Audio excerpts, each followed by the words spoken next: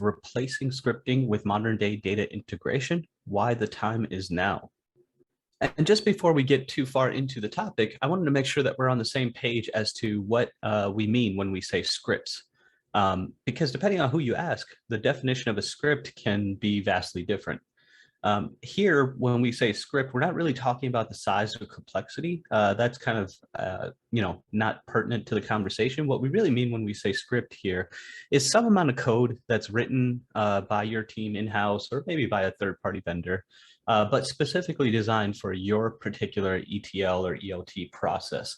And so the code could be something very simple that just does a little manipulation, or it could be a complex Python script that has a whole bunch of libraries and dependencies.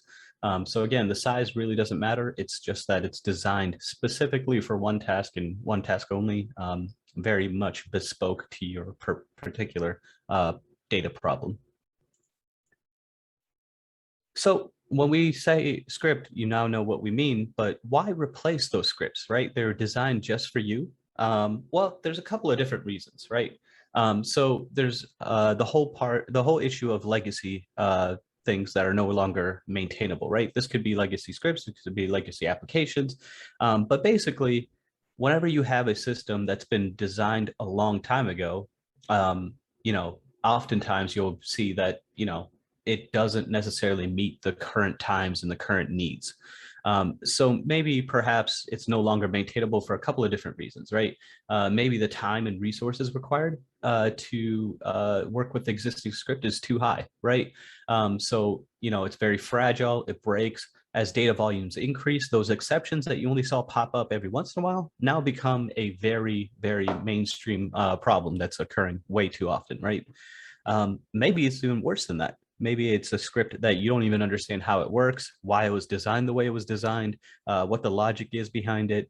So I'm sure we've all been, if you've been working in the industry for a while, we've all been in that situation where it's like, hey, this part of the process, don't touch it, don't look at it, don't mess with it, because so-and-so wrote this 5 years ago, they're no longer with the company, and we have no idea how it really works. And that's a very big liability for your business, right? Especially if it's for data that's critical to your business. And then also too, beyond just kind of working and dealing with the script, right? It might prevent you from upgrading other parts, right? So it's kind of in the middle of some applications, and you're afraid that if you change one application or another, the source or target system, that you might break something and you might not be able to fix it, right? So it might be preventing you from upgrading different systems, maybe your ERP, maybe your accounting system, maybe creating better business intelligence out of your data. So it can be a hindrance in a lot of different ways. So when we talk about increasing productivity, we also mean productivity and efficiency in use of resources, right? So your scripts might not be very performant. They might not work with higher volumes. They might not handle errors very well as volumes increase. Unfortunately, you might find that errors increase as well, right? And so, something that you wouldn't see very often might be something that occurs quite often in the future, right? So hopefully your business is growing and your problems are scaling in a way that's, not scaling quite one-to-one with your increase in volume, right? And then finally, right, your dev time is very valuable, right? They shouldn't be wasting their time on trivial tasks, maintaining some older scripts that are sort of outdated anyway, and they're going to be replaced. And so you definitely want to think about, how is your dev team being utilized right now with all these legacy scripts in place, and how they can better utilize their resources and time in the future. So one of the ways that a modern sort of ETL tool can increase productivity is by letting you abstract away differences, right? And so you might have input data that looks vastly different, right? So you can see here we have two examples of data that we might need to ingest into another target system. One is XML based and one is just a pipe delimited sort of flat file, right? Very different types of data, but at the end of the day, what we want to do with this data is essentially the same thing, right? So we want to take this data, regardless of how it's shaped or how it's written, and insert it into a table, right? And so you can imagine with a script, that might be a challenge, right? Dealing with the differences there, and then being able to kind of agilely, change the input, add other different types of sources into this data pipeline might be a challenge if it's just through a script. So in this example, what we do is essentially take the data, and you can see the data ingestion process here, right? Those green icons there to the left, those are the readers. And so we're reading that, as you can see, we're reading from tables at the top there.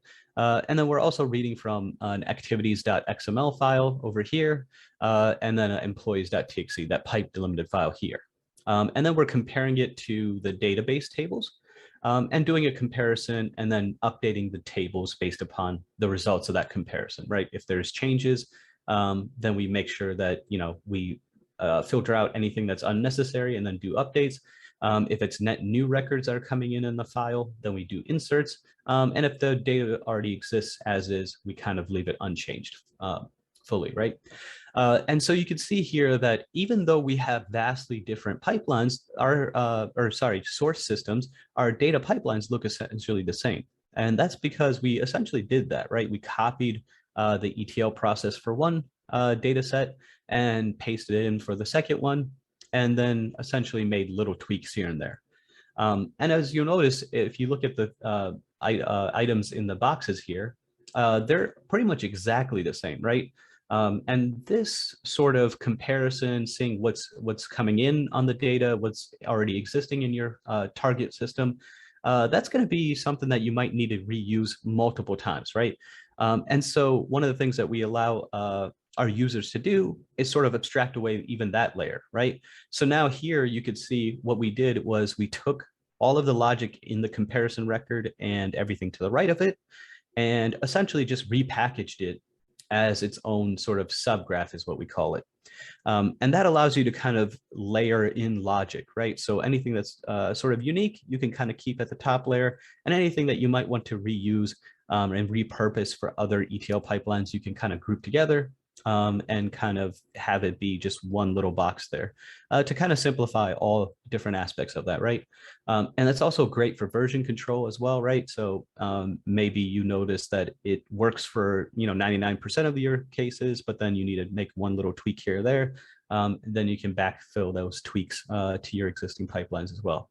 So it's great in that you can sort of version control it, upgrade and improve it, but then also, re-leverage it for other purposes and other pipelines that you might have in the future. Another big thing is that maybe your process improvement is being limited, right? And so this can mean a couple of different things, right? So obviously, exceptions tend to become more of an issue as the business grows. And the other big thing that you might want to keep in mind is that new processes could really help your business, right? I'm sure that if you're working at a company, that not everything is perfect, not everything is completely understandable, not everything is available, right? And especially not available to your end users, right? So business intelligence could get better, more efficient processing, all those kinds of things could be difficult to execute on and difficult to even improve upon, right? And so, when you have legacy scripts, you might have to rethink and rework the entire pipeline of those scripts and kind of make sure that nothing else breaks. And it can be very fragile, right? And so that's one of those things that's kind of important to keep in mind. Finally, another big aspect that that is very important as far as improving your current processes with a tool like this is that ETL processes and data are great. There's certain things that you need it for that are essential, right? And those are kind of processing your day-to-day business and things like that. But another thing to kind of keep in mind is that you want to make this data available to your end users, right? You might want to not just, make sure that as an order comes in for a widget, that it gets into your shipping system, because of course that's key to your business, right? Making sure your orders ship and stuff like that on time. But another thing that you might want to do is be able to make that data available, make it available and give it to sort of your business analysts, to your marketing team, to your sales team, whoever it may be, right at the end of the day. And so you want to make that information available, make it easily accessible. And sometimes that involves with, especially when you have scripts, right? That involves your dev team, and they get involved with way too many requests, way too many tweaks here and there. They say, you say, oh, this is a great report, but it would be nice if we had this additional piece of information. I know we're capturing it somewhere. And then you have to kind of go back to the drawing books and go, okay, we are capturing it here. Let's reincorporate that into our report that we provide to our sales team, right? For example. And so, modifying those scripts, your dev team is kind of being, dragged into every little request here and there. But with a modern sort of tool like CloverDX, you can make that readily available, right? Clover offers sort of web pages where they can, input different requirements that they need. They can even upload data for ETL pipelines. If they have, certain data missing or need to reload something. And so it kind of makes that data available, makes it kind of usable for someone who might not have the most technical of backgrounds, right?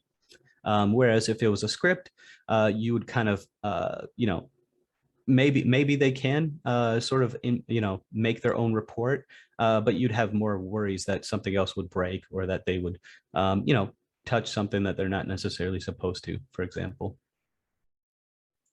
So now that we talked about some of the reasons why you would want to switch to a modern integration platform, what are some of the reasons that you might not want to, right? Because to be fair, it's not necessarily right for everyone, right?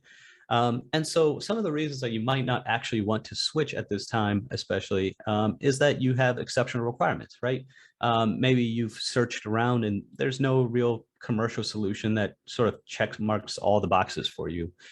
Maybe you have, tight requirements about image processing and, machine learning on top of that. And that's really done best in, custom code that's written and processed in the cloud, for example.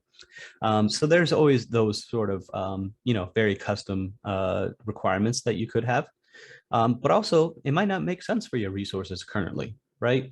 And this could go one of two ways. You could have a highly skilled and highly available dev team that's eager to kind of do everything themselves. They're volunteering to solve all these problems, and everything is working as it should be. And it might not make sense there. And then on the other end of the extreme, right, you could have not enough resources or the right resources currently to convert over, right? Conversion is going to be difficult. It's going to be chaotic, and maybe you just don't have the right resources for that, right?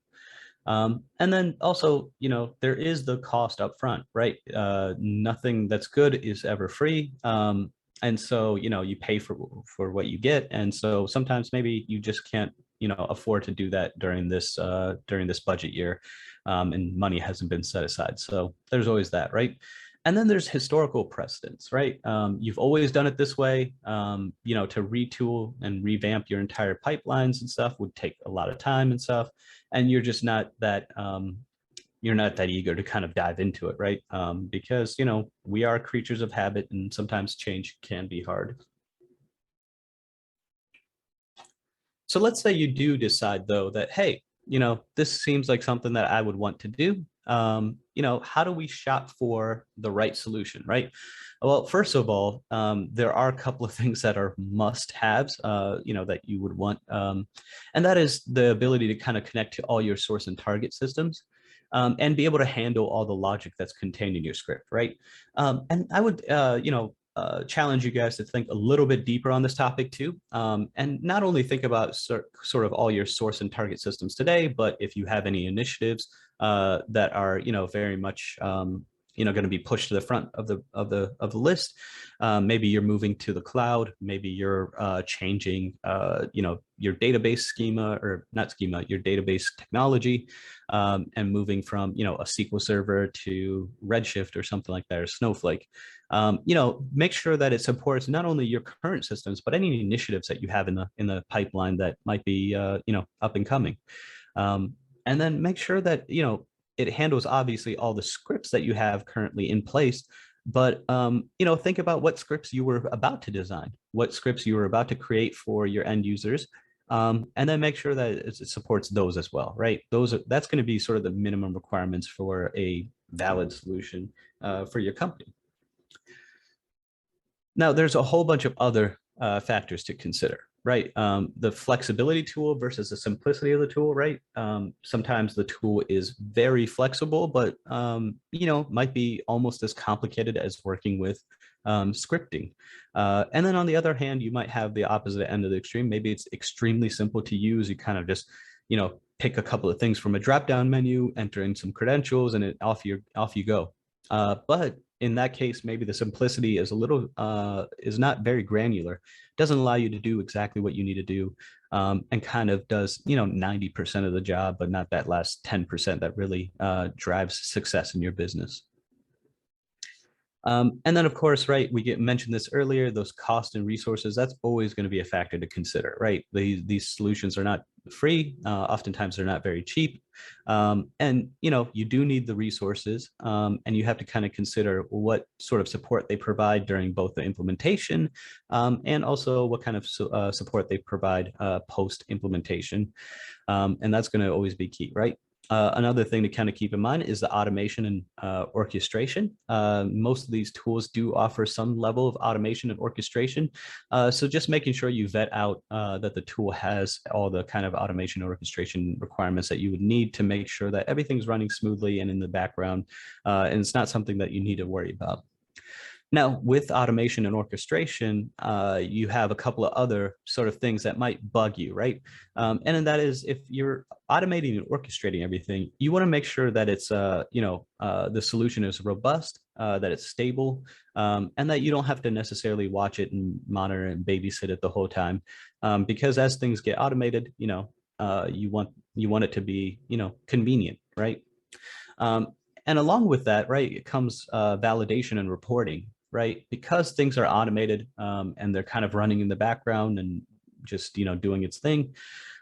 You want that little bit of comfort knowing that, hey, data is being validated, that we're not just taking garbage in, getting garbage out.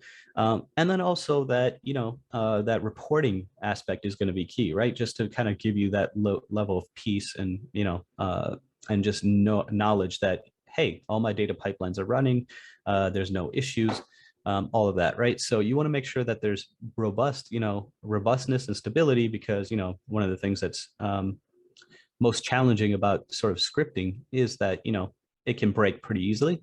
So you don't want your ETL solution to be sort of in that same bucket. And then validation and reporting is going to be key as you sort of increase volumes, increase automation, and sort of worry about it less, right? Giving you that little bit of comfort that it's working as expected. And one of the great things about CloverDX is it kind of hits all these buckets, right? All of these requirements, right? It has the connectivity, so it can connect with all kinds of different systems, whether it's flat files or legacy files, right? Mainframe files, even more custom files such as EDI files, all that kind of stuff. It works with more modern technologies such as APIs and cloud technologies, and it works with databases, right, for data warehousing or large data environments.